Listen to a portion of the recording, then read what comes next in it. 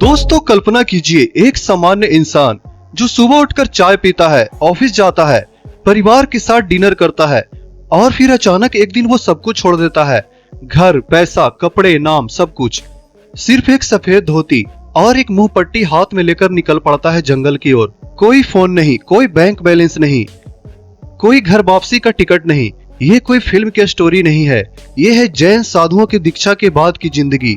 आज की इस वीडियो में हम जानेंगे जैन धर्म में दीक्षा लेने के बाद जैन साधुओं का जीवन कैसा होता है। नए दर्शक चैनल को सब्सक्राइब जरूर कर लीजिए। दोस्तों, ये वो लोग हैं जो 24 घंटे 365 दिन जन्म जन्मांतर तक अहिंसा की अंतिम सीमा पर जीते हैं। जहां एक मच्छर मारना भी पाप है, वहां पैरों तले कुचली हुई चींटी के लिए भी प्रायश्चित करना पड़ता है। तो चलिए शुरू करते हैं इस अद्भुत यात्रा को। दीक्षा का वो पल कैसा होता है, आइए जानते हैं। आप वीडियो में देख सकते हैं एक युवक को दीक्षा लेते हुए। परिवार रो रहा है, गुरु आशीर्वाद दे रहे हैं, मैं इस शरीर का नहीं आत्मा का हूँ। और ये शब्द बोलते ही 25 साल का आनंद बन जाता है मुनि आनंद विजय जी। उनके सिर के बाल एक एक करके खींचे जाते हैं। दर्द हो रहा है लेकिन आंसू नहीं, क्योंकि अब वो वितरागी बन चुके हैं जहाँ दुख भी सुख है। क्या आपने कभी सोचा था ऐसा भी होता होगा? वो इंसान जो कल तक इंस्टाग्राम पर रील्स बनाता था, आज नग्न होकर दिगंबर परंपरा में सूरज की पहली किरण का स्वागत करता है। दोस्तों, अब नजर डालते हैं इनकी सुबह से जिंदगी कैसे शुरू होती है। सुबह 3:30 बजे प्रथम पहर जैन साधु की आंख खुलती है और पहला काम होता है समायिक, मतलब कि 48 मिनट की गहन ध्यान साधना। फिर प्रतिक्रमण, मतलब पिछले 24 घंटे में हुए सूक्ष्म हिंसा के पाप का प्रायश्चित। क्या पता रात में सोते हुए कोई कीड़ा दब गया हो। और फिर शुरू होता है गोचरी, यानी कि भीख मांगना। लेकिन ये भीख नहीं, आहार दान माना जाता है। साधु 8 घरों से थोड़ा थोड़ा भोजन लेते हैं, लेकिन इसमें भी एक नियम होता है। खाना गर्म होना चाहिए, उसमें कोई नमक या चीनी या फिर दही नहीं होना चाहिए। और हाँ, अगर खाना एक घर से ही पूरा मिल जाए तो फिर 8 घर जाना जरूरी नहीं होता, एक से ही वापस लौटना पड़ता है। दीक्षा जैन धर्म में महाव्रत की स्वीकृति होती है। यह वह क्षण होता है जब एक गृहस्थ व्यक्ति संपूर्ण संसार का त्याग करके सन्यासी बन जाता है। दीक्षा के समय 5 महाव्रतों की प्रतिज्ञा ली जाती है। नंबर 1, अहिंसा, किसी भी जीव को चोट न पहुंचाना, चाहे वह स्थूल हो या सूक्ष्म। नंबर 2, सत्य, झूठ न बोलना, सदा सत्य का पालन करना। नंबर 3, असत्य, मतलब कि चोरी न करना, बिना पूछे कुछ भी न लेना। नंबर 4, ब्रह्मचर्य, पूर्ण संयम, काम वासना का पूर्ण त्याग।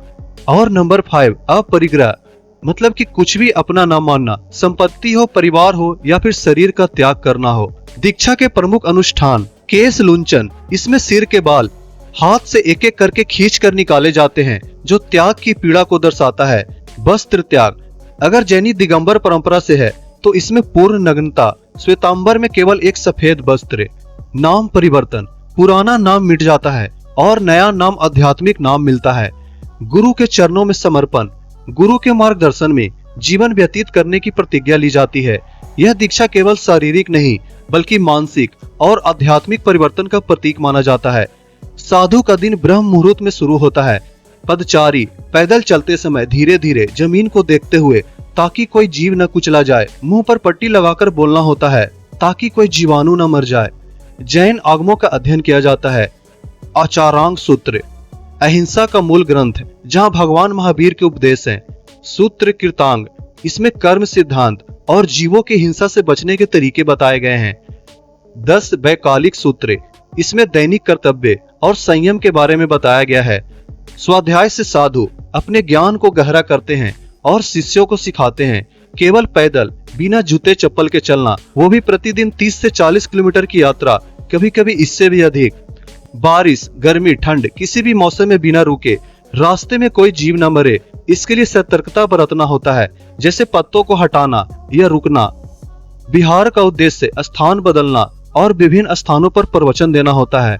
जैन साधु का जीवन कष्टों का पर्याय है, लेकिन ये कष्ट आत्मा शुद्धि के लिए स्वीकार किए जाते हैं। अब एक सच्ची कहानी सुनिए। एक मुनि शांति सागर जी महाराज, जो कि दिगंबर परंपरा के प्रथम आचार्य थे, इनको सांप ने काट लिया। उन्होंने कहा, यह मेरे पूर्व जन्म के कर्मों का फल है। उन्होंने कोई दवा नहीं ली, कोई शिकायत नहीं की और 7 दिन में पूर्ण स्वस्थ भी हो गए। यह कर्मवाद और वितरागता की जीत थी।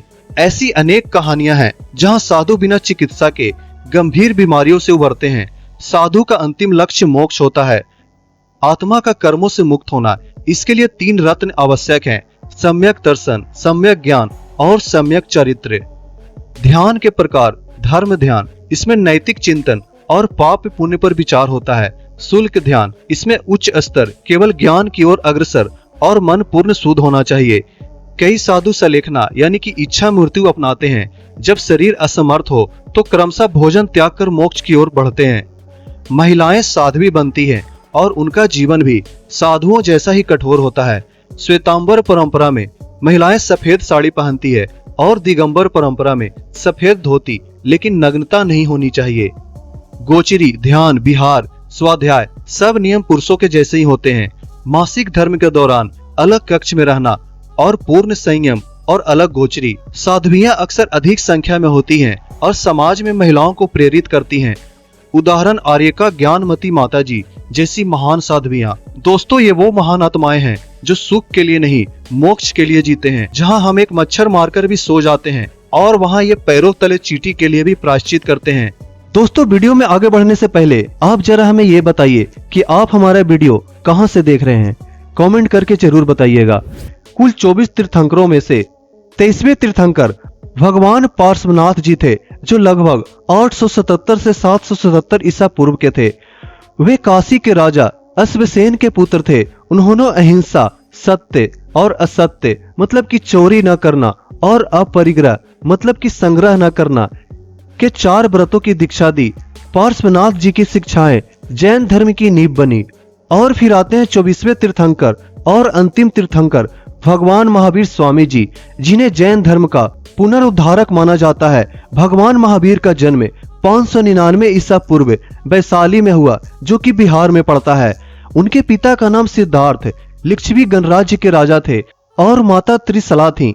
बचपन से ही महावीर में त्याग की भावना थी और महज 30 वर्ष की आयु में उन्होंने गृह त्याग किया और 12 वर्ष की कठोर तपस्या के बाद उन्हें कैवल्य यानी कि ज्ञान की प्राप्ति हुई। ये घटना 557 ईसा पूर्व की है। दोस्तों, अगर ये वीडियो आपको प्रेरित कर गई हो तो वीडियो को लाइक जरूर करें। अगर आप फर्स्ट टाइम चैनल पे विजिट कर रहे हैं तो हमारे चैनल को सब्सक्राइब जरूर करें और कमेंट बॉक्स में जय जिनेंद्र जरूर लिखें। और अगली वीडियो में जानेंगे जैन साधुओं के 108 तप और सलेखना की रहस्यमयी प्रक्रिया। तब तक के लिए अपना ध्यान रखें। धन्यवाद।